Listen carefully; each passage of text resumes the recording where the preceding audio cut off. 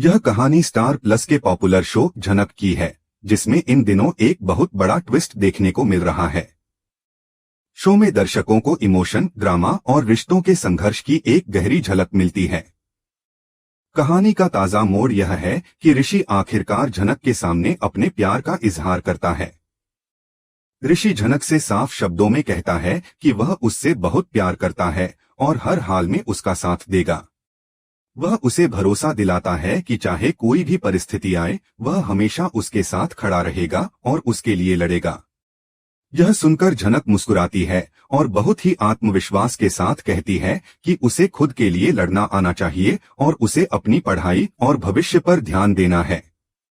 वह कहती है कि उसका सपना सिर्फ किसी के साथ रहने का नहीं है, बल्कि खुद के पैरों पर खड़े होकर कुछ बनना है।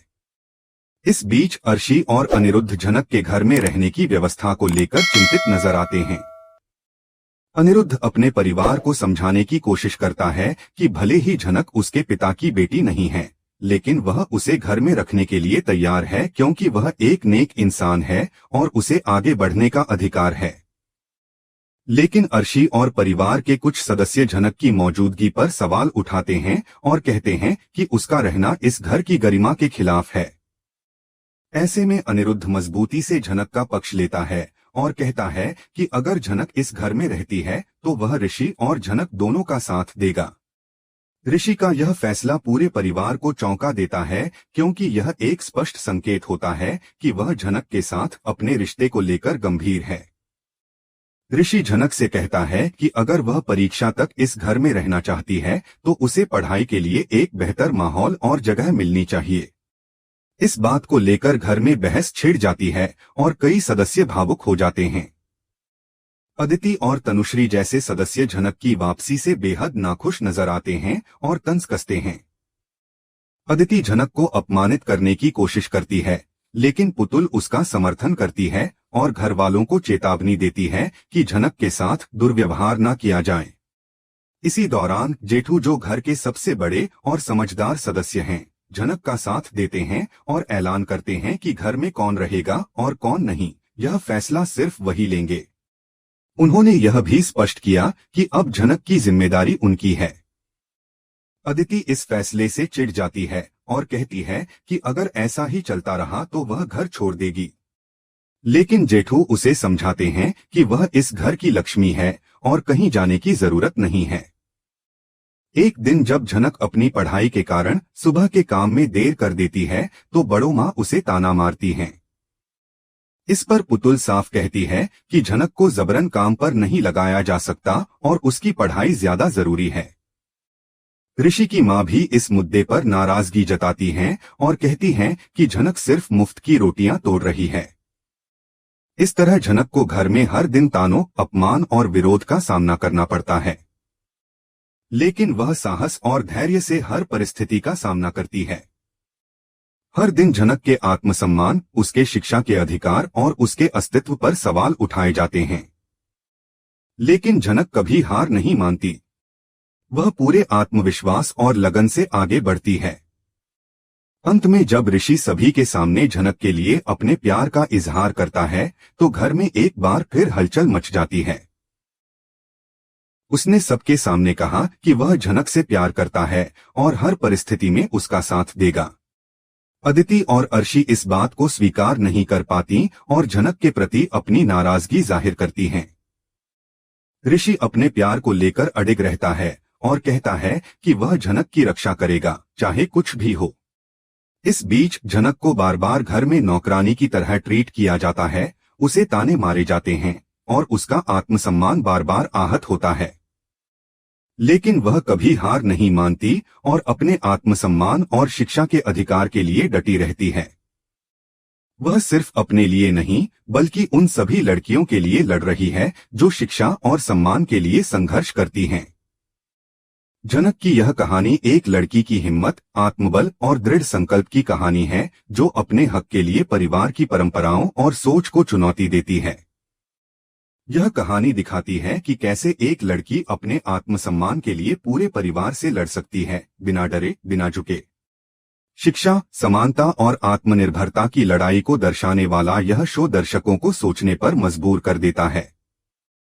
जनक की यह यात्रा सिर्फ एक लव स्टोरी नहीं बल्कि एक सामाजिक संदेश है जो रिश्तों, सम्मान और इंसानियत की नई परिभाषा गढ़ने की कोशिश कर रही है। इस तरह शो का यह हिस्सा दर्शकों के लिए बेहद भावनात्मक, प्रेरणादायक और सोचने पर मजबूर करने वाला है। ऋषि का जनक के लिए प्यार, जनक का आत्मसम्मान के लिए संघर्ष और परिवार के भीतर की उठापटक कहानी को बहुत ही दिलचस्प बना देती है। यह दर्शाता है कि कैसे एक लड़की अपने सपनों के लिए समाज और अपने ही घर के लोगों से लड़ती है और आखिरकार अपने आत्मबल से सबका दिल जीतने की कोशिश करती है। जनक की कहानी में अब एक और भावनात्मक मोड़ आ चुका है, जहां वह अपनी परिस्थितियों के खिलाफ आवाज उठाती है और अपने करीबियों के समर्थन से आगे बढ़ने की कोशिश करती है। अब यह स्पष्ट हो चुका है कि जनक और ऋषि की शादी हो चुकी है, लेकिन अभी तक इसका सार्वजनिक रूप से बहुत जिक्र नहीं हुआ है। इसी बीच एक बड़ा ट्विस्ट आता है जब ऋषि खुद जनक के पास पहुंचता है। जनक उस समय काम में व्यस्त होती है, लेकिन ऋषि उससे काम छोड़ने को कहता है। वह उसका हाथ पकड़कर उसे कमरे में ले जाता है। जनक ऋषि के इस व्यवहार से हैरान होती है और पूछती है, शहरी बाबू, आप मेरी इतनी फिक्र क्यों करते हैं? आप अदिति दीदी के पास जाइए, अगर उन्होंने हमें एक साथ देख लिया तो बहुत बवाल हो जाएगा। इस पर ऋषि साफ शब्दों में कह देता है कि वह अब जनक से दूर नहीं रह सकता क्योंकि वह उससे प्यार करने लगा है। यह सुनकर जनक बिल्कुल स्तब्ध रह जाती है, लेकिन धीरे धीरे उसकी आंखों में भी भावनाओं की झलक दिखने लगती है। वह खुद को रोक नहीं पाती और ऋषि के सामने अपने दिल की बात कह देती है, मैं भी आपसे बहुत प्यार करती हूँ। दोनों के बीच यह प्रेम भरा क्षण एक नई शुरुआत की ओर संकेत करता है। वहीं दूसरी तरफ अदिति जनक के रहने को लेकर सख्त एतराज जताती है। वह कहती है कि जनक को अब उनके आई बाबा के घर भेज देना चाहिए, जहां वह अच्छे से रह सकती है और पढ़ाई कर सकती है। लेकिन ऋषि इसका स्पष्ट विरोध करता है। वह कहता है कि जनक कहीं नहीं जाएगी क्योंकि वह अब उसकी जिंदगी का हिस्सा है। उसी वक्त जेठू घर लौटते हैं और अर्शी अनिरुद्ध को समझाने की कोशिश करती है कि उसे परेशान होने की कोई जरूरत नहीं है।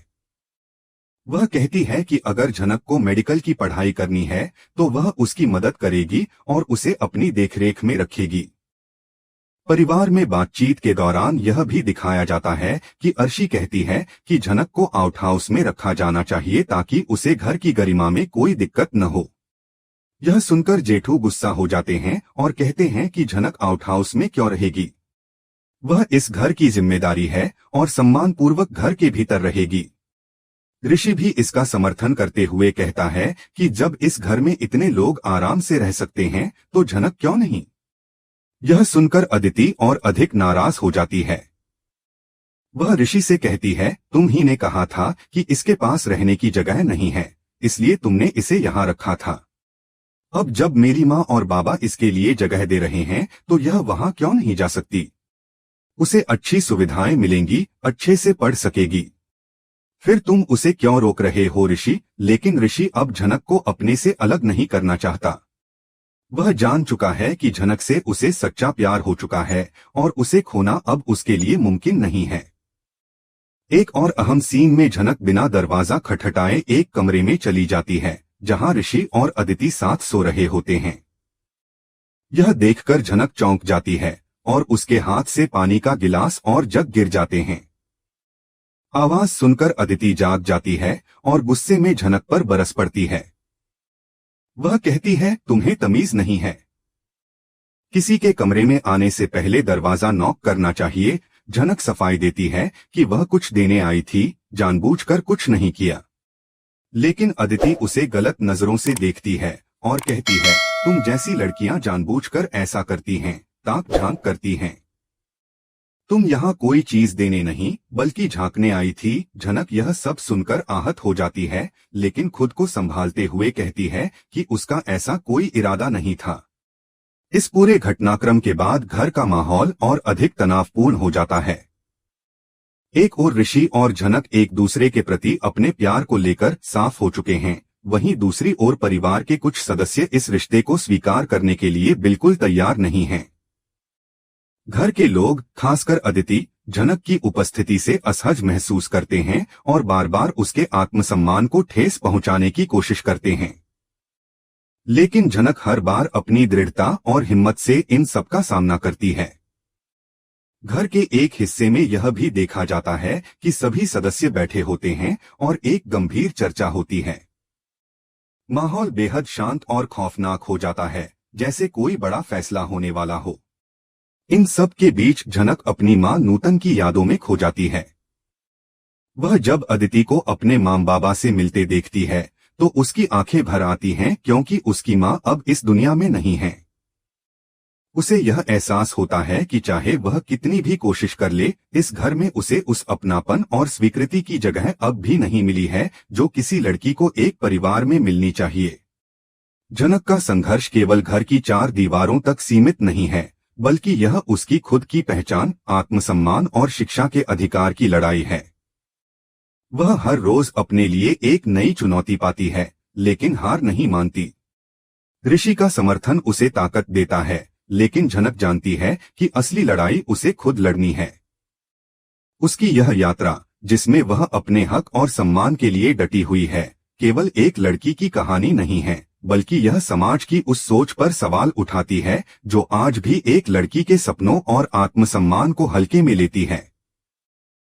इस तरह जनक की कहानी अब एक निर्णायक मोड़ पर पहुंच चुकी है, जहां उसके रिश्ते, संघर्ष और आत्मबल की परीक्षा हो रही है। आगे देखना दिलचस्प होगा कि क्या वह अपने लिए वह स्थान बना पाएगी जो वह वास्तव में डिजर्व करती है, और क्या उसका और ऋषि का रिश्ता इन तमाम विरोधों के बावजूद मजबूती से खड़ा रह पाएगा।